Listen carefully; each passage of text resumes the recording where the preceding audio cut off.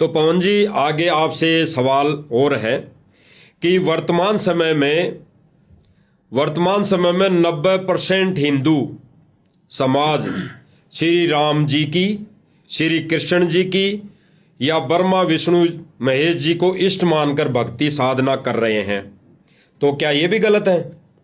तो इस विषय पर आप मानव हित में कोई जानकारी दें। देखो कजोड़ जी, ये तो मैंने अभी आपको क्लियर कर दिया सतगुरु रामपाल जी के ज्ञान से, सत्संग से, कि गीता जी अध्याय 7 श्लोक नंबर 15 में तीनों गुणों, रजगुण ब्रह्मा जी, सतगुण विष्णु जी और तमगुण शिव जी, इन तीनों देवताओं की पूजा करने वालों को 4 गालियां दी है। जो गीता का ज्ञान देने वाला जो ब्रह्म है, इनका जो पिता है ब्रह्मा विष्णु महेश का, जो कि गुप्त रहता है, सबको दर्शन नहीं देता, सबके सामने नहीं आता है, जिसको ज्योत स्वरूपी कहते हैं, वो साफ साफ कह रहा है अध्याय 7 श्लोक नंबर 15 में कि मेरी पूजा ना करके, मुझ ब्रह्म की पूजा ना करके, और जो माया के द्वारा ये 3 जो गुण हैं ब्रह्मा विष्णु महेश, जो इनकी पूजा में लगा हुआ, तीनों गुणों की पूजा में लगा हुआ है, वो राक्षस स्वभाव को धारण किए हुए मनुष्यों में नीच दूषित कर्म करने वाले मूर्ख लोग मुझ ब्रह्म की भी पूजा नहीं करते। तो गीता जी तो बिल्कुल क्लियर, उन्होंने साफ साफ बोल ही दिया है कि ब्रह्मा विष्णु महेश तक की पूजा किसी भी शास्त्र में नहीं है, कोई विधान नहीं है। अब आप कह रहे हैं कि पूरा का पूरा हिंदू समाज श्री राम और श्री कृष्ण जी की भक्ति पर आधारित है, श्री राम और श्री कृष्ण को अपना इष्ट मानकर उनकी पूजा करता है, तो क्या यह भी गलत है? सरासर गलत है। जब ब्रह्मा विष्णु महेश की पूजा का विधान नहीं है, तो राम और श्री कृष्ण जी तो उनके अंश अवतार हैं। ये तो उनसे भी थोड़ी शक्ति लेकर धरती पर आए थे। तो कहीं भी श्री रामचंद्र जी की पूजा का या श्री कृष्ण चंद्र जी की पूजा का विधान नहीं है। हां, मनमुखी पूजा आप चाहे पत्थरों की करो, दुनिया कर रही है। मनमुखी रूप से आप चाहे किसी जानवर की पूजा करो, बहुत सारे लोग कर रहे हैं, समाधियां बना बना के भैंसे की, गाय की पूज रहे हैं दुनिया, वो उनका अपना मता है। और जो लोग विशेषकर हिंदू समाज में श्री राम को अपना इष्ट मानकर पूज रहे हैं, श्री कृष्ण को अपना इष्ट मानकर पूज रहे हैं, तो उनकी वैसे तो पूजा का विधान नहीं है, फिर भी यदि वो उनकी पूजा करते हैं उनको इष्ट मान के, तो उनको मिलेगा क्या? देखिए, आप जिसको भी अपना इष्ट मान के पूजेंगे, उसके गुण स्वतः ही आपके अंदर आना शुरू होंगे, ऑटोमेटिक। आप जिसकी संगति करेंगे, अगर आप शराब पीने वाले की संगति करेंगे, तो ऑटोमेटिक आपके अंदर वैसे गुण आएंगे। किसी मांस खाने वाले की संगति करेंगे, आपके अंदर ऑटोमेटिक वो गुण आएंगे, क्योंकि संगत और कुसंगत का बहुत बड़ा असर पड़ता है। अब जो लोग विशेषकर हिंदू समाज में श्री राम को इष्ट मानकर पूजते हैं, तो कैसे तो उनका भला होगा, कैसे उनकी मुक्ति होगी और कैसे उनके सद्विचार होंगे। इसीलिए तो पूरे समाज का मानसिक स्तर नीचे गिरा हुआ है, धार्मिक स्तर नीचे गिरा हुआ है। पहले यह तो देख लो कि जिसको मैं इष्ट मान के पूज रहा हूं, वो इष्ट मानने के योग्य है या नहीं है। उसके जीवन चरित्र के ऊपर एक नजर डाल लेनी चाहिए कि यदि मैं इनकी पूजा शुरू करूंगा इष्ट मानकर, तो इनके गुण स्वतः मेरे अंदर आएंगे। तो श्री रामचंद्र जी, जो कि त्रेता युग में राजा दशरथ के पुत्र थे, कौशल्या के गर्भ से पैदा हुए थे, जिनको मर्यादा पुरुषोत्तम की संज्ञा दी जाती है। अगर आप थोड़े ठंडे दिमाग से सोचोगे, निष्पक्ष होकर, मैं गारंटी देता हूं, कोई भी धर्म गुरु इस सवाल का जवाब नहीं दे सकता। कौन सा सवाल? कि श्री रामचंद्र जी ने अपने जीवन काल में अगर एक भी कोई धर्म का कार्य किया हो, तो आप उनके जन्म से लेकर उनकी मृत्यु तक उनके पूरे जीवन काल पर नजर दौड़ा के देख लीजिए। एक भी धर्म का कार्य श्री रामचंद्र जी के जीवन में आपको देखने को नहीं मिलेगा, सिवाय लड़ाई झगड़े और मार काट के। और क्या सीखेंगे हम उनके जीवन से? क्या सीखेंगे? अपनी औरत के ऊपर अविश्वास करना, यह सीखेंगे हम। जब 10 वर्ष तक सीता जी रावण की कैद में रही, उसके बाग में रही, उसके अधीन रही, और सीता जी को रावण ने बहुत ज्यादा जो है प्रताड़ित किया, डराया, धमकाया कि तू मेरी महारानी बनना स्वीकार कर ले, लेकिन सीता जी ने उसकी तरफ देखा भी नहीं। और उस सीता को रावण की कैद से छुड़वाने के बाद जब आप वाल्मीकि रामायण को पढ़ेंगे तो वाल्मीकि रामायण में साफ साफ लिखा हुआ है, रावण श्री रामचंद्र जी ने सीता को यह कहकर रिजेक्ट कर दिया था कि मैं तुझे अयोध्या वापस लेकर नहीं चलूंगा, तू अब मेरे योग्य नहीं है। हो सकता है तू रावण के संपर्क में आ चुकी है। अपनी पत्नी के ऊपर अविश्वास। लेकिन जब काफी लोगों ने समझाया, सीता जी ने भी हाथ जोड़ के प्रार्थना की, तब श्री रामचंद्र जी ने कहा कि पहले तू अग्नि परीक्षा दे, अगर तू रावण के संपर्क में नहीं आई है, उससे शारीरिक संबंध नहीं बनाए तूने, तो अग्नि में तेरा कुछ भी नहीं बिगड़ना चाहिए, और यदि तू रावण के संपर्क में आ गई तो तू जल के भस्म हो जाएगी। सीता तो पाकसाफ थी, उसने अग्नि परीक्षा को स्वीकार कर लिया और सबके समक्ष सीता जी जलती हुई, धधकती हुई आग में बैठ गई और सीता जी का बाल विवाह का नहीं हुआ। तब श्री रामचंद्र जी को यकीन हुआ कि हां, सीता पाक साफ है। तो क्या सीखेंगे हम श्री रामचंद्र जी से? उनको अपना इष्ट मानकर उनकी भक्ति करके अपनी धर्म पत्नी के ऊपर अविश्वास करना। क्या इससे हमारे घर में झगड़े नहीं होंगे, मनमुटाव नहीं होगा? हमारी संतान पे क्या असर पड़ेगा? फिर अग्नि परीक्षा देकर सीता अयोध्या आ गई। उसके 2-3 वर्ष बाद श्री रामचंद्र जी ने लोगों के कहने से, एक धोबी के कहने से, सीता जी को फिर से जंगल में निकाल दिया, जबकि वो गर्भवती थी। और सीता ने कहा कि मुझे क्यों निकाल रहे हो, मेरा दोष क्या है? तो रामचंद्र जी ने कहा कि लोग तेरे विषय में ऐसा ऐसा कह रहे हैं कि जो औरत 10 वर्ष तक रावण के पास रही हो और उसको रामचंद्र जी ने अपना लिया, समाज में मेरी बेइज्जती हो रही है, मैं अपनी तौहीन सहन नहीं कर सकता।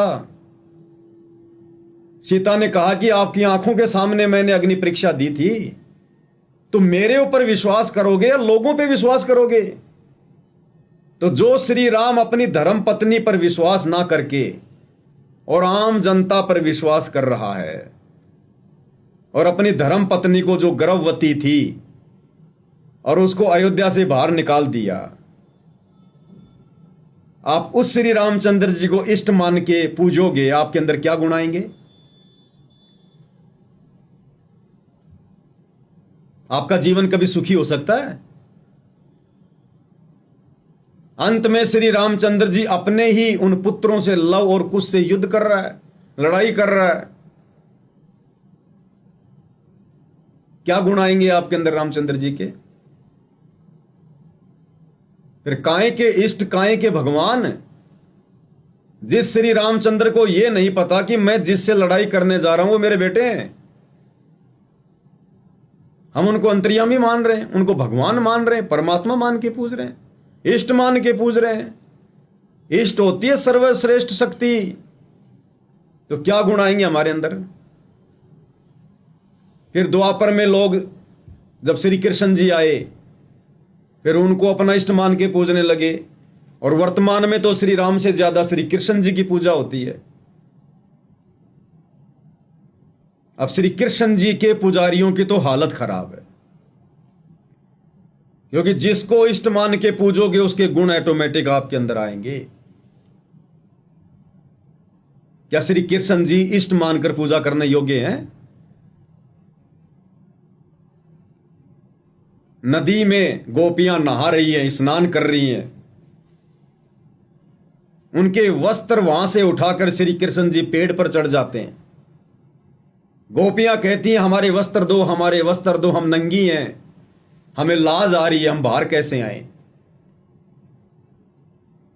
और लोगों के इष्ट श्री कृष्ण जी उनके कपड़ों को अपने हाथों में लेकर पेड़ पर चढ़े चढ़े कहते हैं कि नदी से बाहर आकर कपड़े लो। क्या मनसा हो सकती है गोपियों को नंगा देखने की? इतनी मलिनता। और भगवान में, इष्ट में, उसके पुजारी का क्या हाल होगा? तभी तो आज ये बलात्कार के मामले बढ़ रहे हैं। लोगों की कुदृष्टि पर नारियों पे जा रही है, क्योंकि जिसको हम इष्ट मान के पूजेंगे उसके गुण अवगुण दोनों आपके अंदर आएंगे ही आएंगे। श्री कृष्ण जी ने 8 शादियां की, 8 उनकी औरतें थी। उसके अलावा उन्होंने कितनी स्त्रियों के साथ संभोग किया?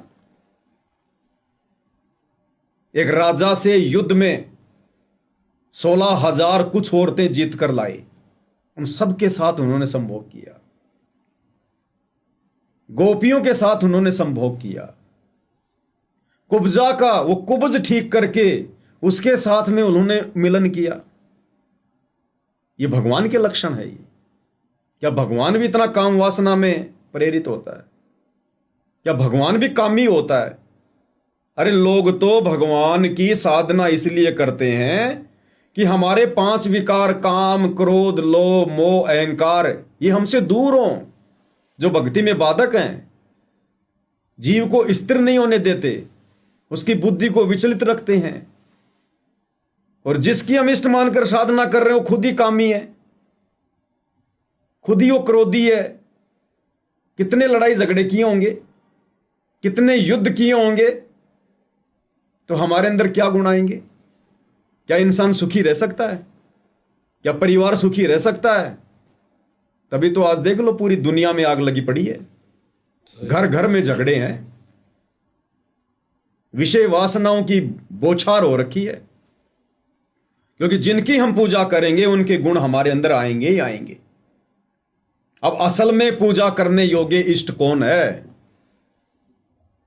असल में भक्ति किस भगवान की करनी चाहिए?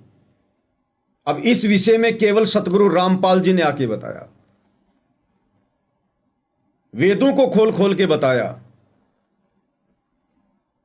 गीता जी को खोल खोल के बताया, एक एक श्लोक को समझाया कि नादानो भक्ति तो उस समय शुरू होगी जब हमें पहले यह पता चलेगा कि भगवान कौन है। आज तक किसी ने बताया है तो नहीं, सतयुग से लेकर वर्तमान तक, संत रामपाल जी के अलावा किसी ने बताया हो कि एक परमात्मा कौन है? आप उस महापुरुष का नाम बता दो। आपने शिरडी के श्री साईं बाबा का नाम सुना होगा। उनका क्या नारा था? सबका मालिक एक।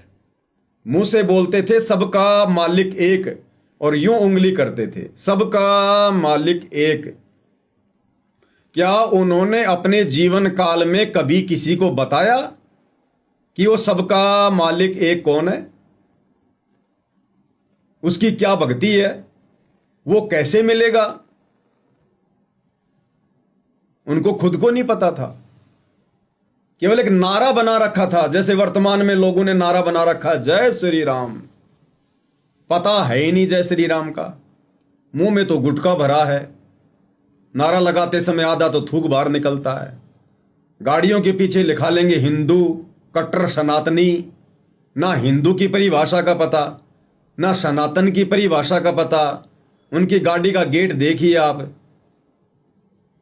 गुटखा जर्दे के थूक से लाल हो रखा होता है, मुंह से उनके बदबू आती है, फिर भी कहते हैं हम हिंदू हैं, हम सनातनी हैं, सनातन का झंडा विश्व में फहराएंगे। क्या करोगे? सबके गाड़ियों के गेट लाल करवाओगे,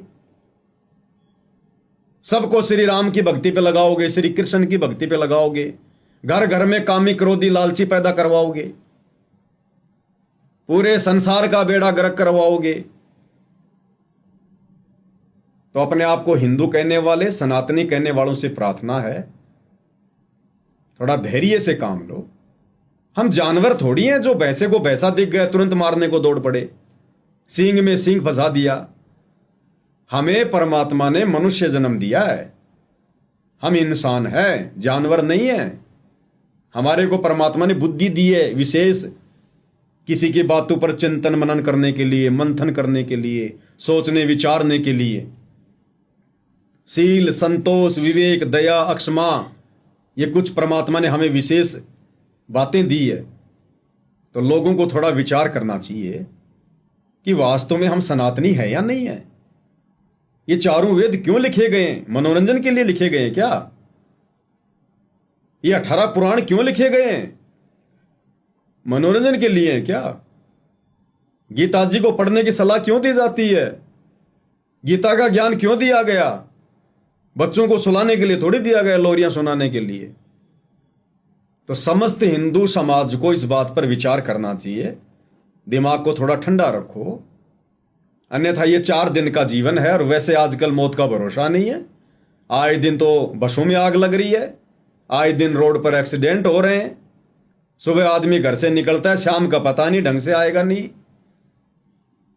कितनी प्रकार की बीमारियां हो रही हैं। इंसान को बिल्कुल भी इस बात का अनुमान नहीं है कि तू सुबह घर से निकलेगा शाम को आएगा कि नहीं आएगा। तो थोड़ा विचार करना चाहिए भाई। ये मनुष्य जन्म कोई सुबह खाया, दिन भर बैल की तरह कमाया, शाम को आगे सो गया, केवल इसीलिए नहीं मिला है। 84 लाख योनियों से भिन्न सर्वश्रेष्ठ ये मनुष्य योनि हमें दी है परमात्मा ने। भगवान को पहचान कर उसकी भक्ति करके मोक्ष करवाने के लिए। और भगवानों की जानकारी मिलेगी आपको सनातनी ग्रंथों में, सनातनी शास्त्रों में। और उन ग्रंथों को कौन समझ पाया? उस सच्चे गुरु की आपने पहचान करनी पड़ेगी। पहचान कैसे होगी? उनके प्रवचन सुनने से, उनके सत्संग सुनने से।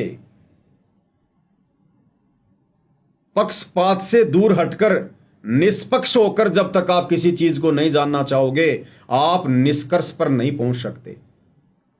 अगर आप अपनी अपनी डफली, अपना अपना राग अलपाते रहोगे कि मैं हिंदू, मेरा हिंदू धर्म महान, मैं मुसलमान, मेरा मुस्लिम धर्म महान, मैं सिख, मैं ईसाई, मेरा धर्म महान, आप कभी भी अध्यात्म के निष्कर्ष पर नहीं पहुंच सकते। उसके लिए आपको धैर्य की जरूरत है, सामने वाले के प्रवचनों को सुनने की जरूरत है, और सुनकर फिर उसका निर्णय करने की जरूरत है। तो सतगुरु रामपाल जी के सत्संग सुने बिना, सबकी जेब में मोबाइल है, यूट्यूब पर जाओ, सर्च करो सत्संग संत रामपाल जी। और मैं तो प्रार्थना करूंगा, जब तक आप सृष्टि रचना को नहीं सुनेंगे बार बार, तब तक आप संत रामपाल जी के सत्संग भी नहीं समझ पाएंगे। तो जब भी संत रामपाल जी के सत्संग सुनने की आपको इच्छा हो, प्रेरणा हो, ये सारी चीजें जानना चाहते हो, तो यूट्यूब पर सर्च करो सृष्टि रचना संत रामपाल जी महाराज। ये 2-2.5 घंटे का उनका सत्संग है। आप सृष्टि रचना को देखिए, पढ़िए, समझिए। सारे सबूतों के साथ में दिखाए जाएंगे, प्रमाणों के साथ में दिखाए जाएंगे। दान दक्षिणा के चक्कर में उआबाई का काम नहीं है संत रामपाल जी का। वे हमारी आत्मा के कल्याण के लिए आए हुए हैं धरती पर। असल में हमें भक्ति और भगवान की परिभाषा समझाने के लिए आए हुए हैं। तो इंसान को इस भक्ति युग में, जो बहुत ही थोड़े समय के लिए है, जब तक संत रामपाल जी धरती पर हैं तब तक ये भक्ति युग है। तो लोगों को थोड़ा अपने व्यस्त जीवन से समय निकालना चाहिए, संत रामपाल जी के प्रवचन सुनने चाहिए, विचार करना चाहिए और शत भक्ति को अपनाना चाहिए। देखो भक्ति तो हर कोई कर रहा है, कोई 2, 4, 5% ही ऐसे नास्तिक टाइप के व्यक्ति होंगे जो भक्ति नहीं करते। बाकी विशेषकर हिंदू समाज में तो हर घर में पूजा पाठ आदि अधूरी किसी न किसी की होती है। तो पूजा पाठ तो वर्तमान में आप कर ही रहे हैं, 10, 15, 20 मिनट, आधा घंटा तो भगवान की भक्ति को दे ही रहे हैं। तो क्यों ना थोड़ा सा सच्चाई की तरफ बढ़ें, पहले सच्चे भगवान की पहचान कर लें, सच्चे धर्म कर्म की पहचान कर लें। और बिना गुरु के भक्ति शुरू नहीं होती, तो सच्चा गुरु कौन है उसकी पहचान कर लें। और पहचान होगी सामने वाले के विचार सुनने से, उनके सत्संग सुनने से, और कोई तरीका नहीं है। तो लोगों को सतगुरु रामपाल जी के सत्संग सुनने चाहिए, सृष्टि रचना को ध्यान से पढ़ना चाहिए, देखना चाहिए, विचार करना चाहिए। अन्यथा पल पल ये हमारा मनुष्य जन्म बर्बाद हो रहा है। भक्ति केवल मनुष्य शरीर से हो सकती है, मोक्ष केवल इसी शरीर से प्राप्त किया जा सकता है भक्ति करके। बाकी जितनी भी योनियां हैं, गधे, कुत्ते, सूअर, गाय, बैल, भैंस, ऊंट, मक्खी, मच्छर, कीट, पतंग, आप गाय का दूध निकालते उसको रामायण समझाइए, महाभारत समझाइए और बोलिए राम भगवान, श्री कृष्ण भगवान, राम राम जप, राम राम जप। 10 साल तक उसको ये पाठ पढ़ाइए और फिर पूछिए कि राम कौन है, भगवान कौन है, वो कुछ नहीं बता पाएगी। पशु योनि, पक्षी योनि, यानी 84 लाख योनियां भोग योनि है। वो अपना कर्म भोग रही हैं। अब उनके हाथ में नहीं है भक्ति करना, भगवान को पहचानना। क्योंकि जब कभी वो 84 लाख योनियों के पशु पक्षी कीट पतंग, जब वो आप और हमारी तरह इस मनुष्य योनि में थे, स्त्री या पुरुष, उनको भी लोगों ने बहुत समझाया होगा, लेकिन उन्होंने किसी की एक नहीं सुनी। कार कोठी बनाने में व्यस्त रहे, अपनी अपनी घटिया परंपरागत साधनाओं में व्यस्त रहे। गुरु बनाया तो नकली बना लिया जिसको खुद ज्ञान नहीं। अंत में मोक्ष होना नहीं था, मुक्ति मिलनी नहीं थी, 84 में जाना था, ये नियम है। फिर वो बन गए गाय, गधा, भैंस, हाथी, सुअर, शेर, भालू। अब अपना वो कर्म भोग रहे हैं। तो पशु पक्षी ये जितनी भी योनियां हैं 84 लाख, ये केवल अपना कर्म भोग रही है। और ये जो मनुष्य योनि है ये है कर्म योनि। बाकी योनियां भोग योनि और मनुष्य योनि है ये कर्म योनि। यानी हम अपने अच्छे कर्म बना सकते हैं और बिगाड़ भी सकते हैं।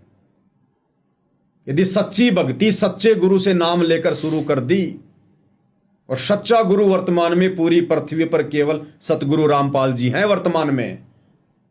बाकी तो थोता चना बाजे घना, अध जल गगरी छलकत जाए, ये हालात हैं। चाहे शंकराचार्य हो चाहे धीरेन्द्र शास्त्री हो, अपने पिछले जन्मों की मलाई खा रहे हैं।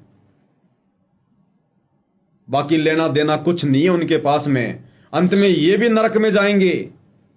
अगर देश के चारों शंकराचार्य, धीरेन्द्र शास्त्री या जितने भी धर्मों के जितने भी आचार्य, शंकराचार्य, पंडित, मुल्ला, मौलवी, काजी, अगर इन्होंने वर्तमान में सतगुरु रामपाल जी की शरण ग्रहण नहीं की, उनके ज्ञान को समझकर उनसे उपदेश लेकर भक्ति नहीं की, सारे के सारे अगले जन्मों में 84 लाख में जाएंगे।